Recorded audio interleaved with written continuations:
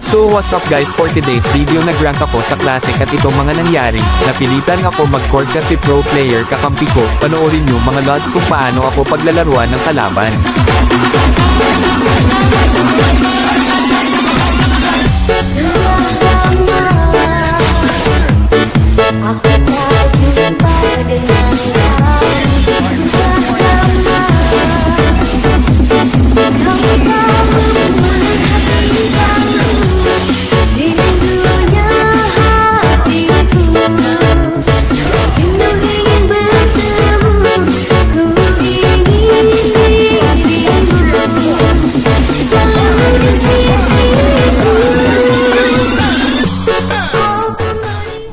A few moments later.